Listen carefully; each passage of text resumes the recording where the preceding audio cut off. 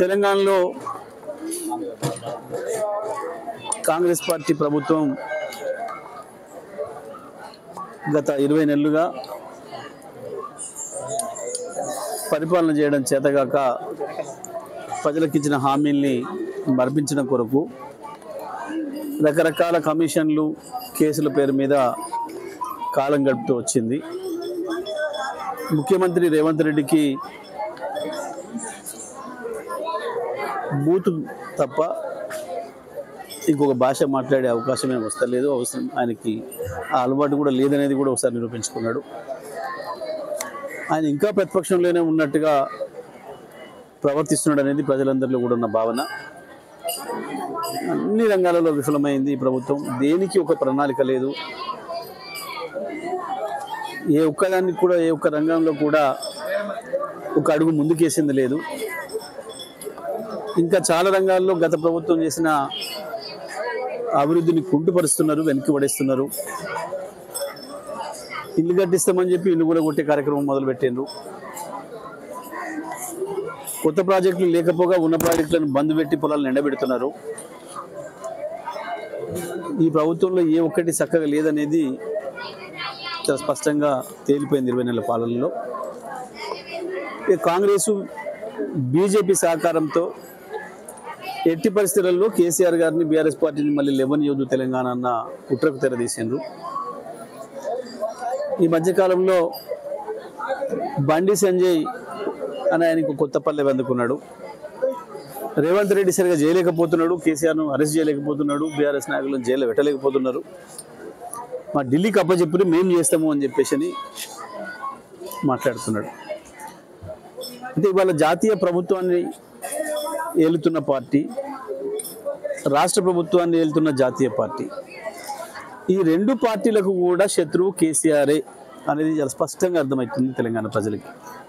అంటే దీని అర్థం రేపటి తెలంగాణ కేసీఆర్దే అని, రేపటి తెలంగాణ బీఆర్ఎస్ పార్టీదే అని, మళ్ళీ ప్రగతి ప్రభుత్వం రాబోతుందని ప్రజలకు అర్థమవుతూ ఉంది. ఆ నాయకులకు కూడా అర్థమవుతుంది.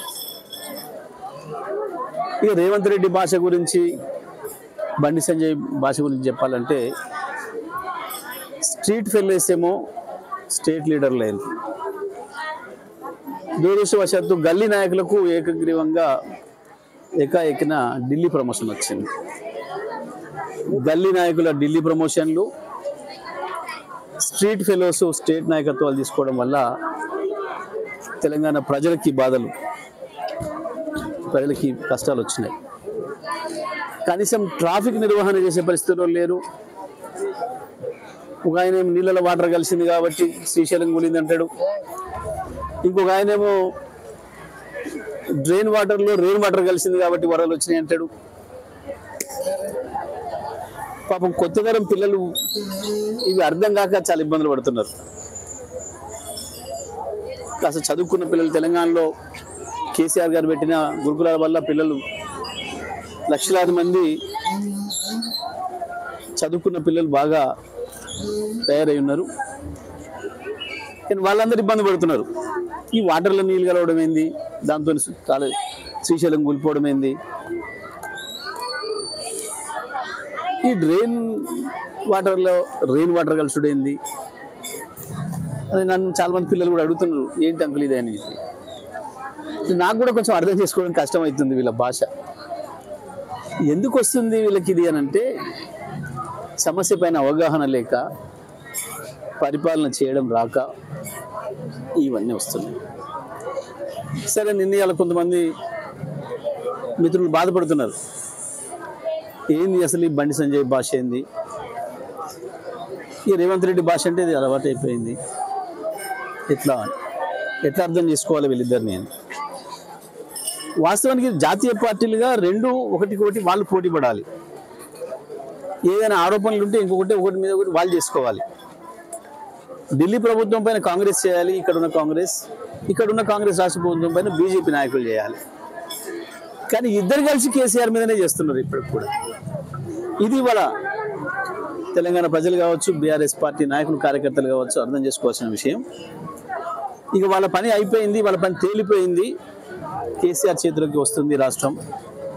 తెలంగాణ ప్రజలు ఎదురు చూస్తున్నారు, ఎప్పుడు ఈ శనిగ్రహాలను వదిలించుకోవాలి, ఈ దయ్యాలను ఎప్పుడు వదిలించుకోవాలి, ఎప్పుడు కేసీఆర్కి రాష్ట్రాన్ని మళ్ళీ అప్పచెప్పాలని చెప్పి ప్రజలు ఎదురు చూస్తున్న విషయం వాళ్ళ మాటల్లోనే అర్థమవుతుంది.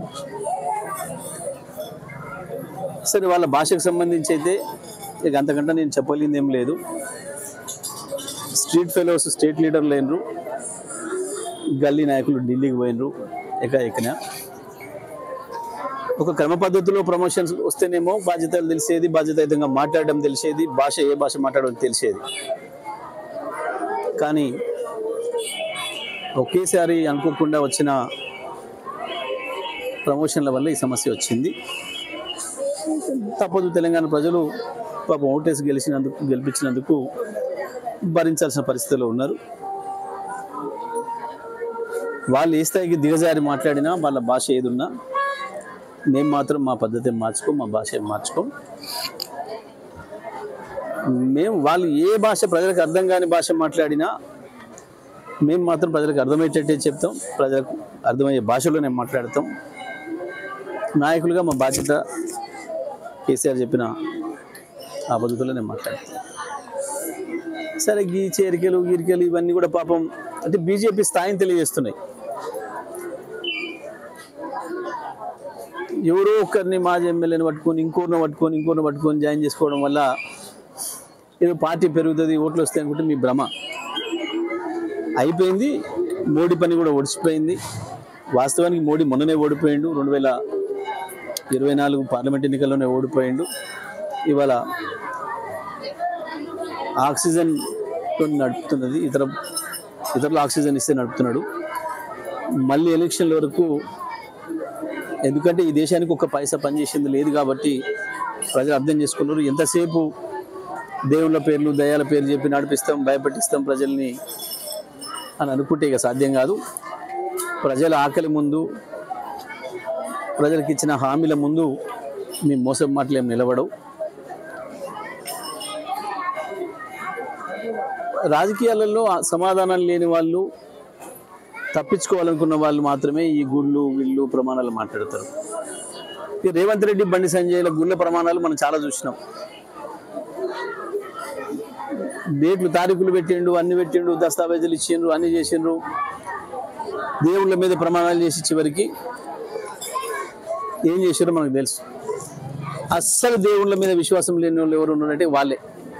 ఈ దేవుళ్ళ గురించి ఎక్కువ మాట్లాడేటోళ్ళే దేవుళ్ళ మీద విశ్వాసం లేని వాళ్ళు. వీళ్ళు ఉంటే అట్లా మాట్లాడారు. వాస్తవానికి